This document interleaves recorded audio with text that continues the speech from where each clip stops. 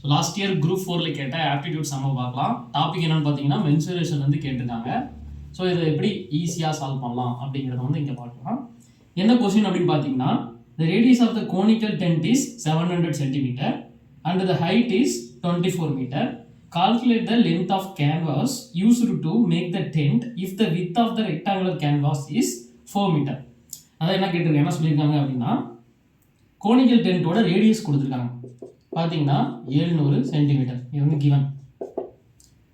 அந்த டென்ட்டோட height 24 metre, இதுவும் கொடுத்துருக்காங்க. ஸோ ஒரு நம்ம கேன்வாஸ் யூஸ் பண்ணி நம்ம அந்த டென்ட் ஃபார்ம் பண்ணுறோம் பார்த்தீங்களா, அந்த கேன்வாஸோட வித்து கொடுத்துருக்காங்க. அதாவது ரெக்டாங்கிள் கேன்வாஸ், அதோடைய வித்து பார்த்தீங்க அப்படின்னா 4 மீட்டர்.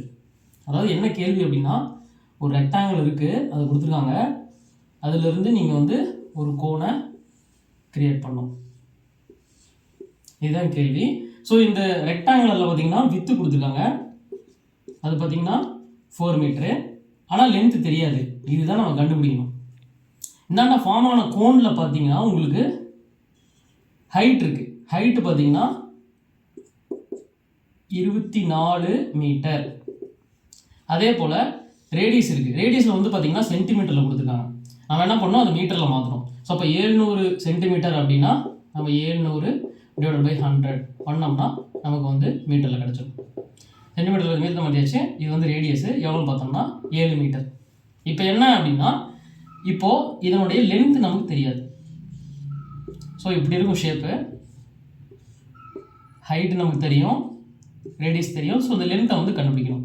ஸோ இந்த லென்த் என்ன அப்படிங்கிறத கண்டுபிடிக்கிறது எப்படி கண்டுபிடிக்கிறதுனா, லென்த் இஸ் ஈக்குவல் டு அது எல் ஸ்கொயர், பித்தாகரஸ் தேற்றப்படி, தியரம் படி L square is equal to H square plus R square. இந்த எல் ஏன் கண்டுபிடிக்கிறோம் அப்படிங்கிறத நான் சொல்கிறேன். ஸோ இப்போ வந்து ஸ்கொயர் ரூட் ஆஃப் ஹெச் எவ்வளோ 24 ஸ்கொயர் ப்ளஸ் ஆர் எவ்வளோ 7 மீட்டர், அப்போது 7 ஸ்கொயர் ஈக்குவல் டு, அப்போது 24 ஸ்கொயருங்கிறது 526 ப்ளஸ் 7 ஸ்கொயருங்கிறது 49. இப்போ எவ்வளோ வரும், ஸ்கொயர் ரூட் ஆஃப் 625.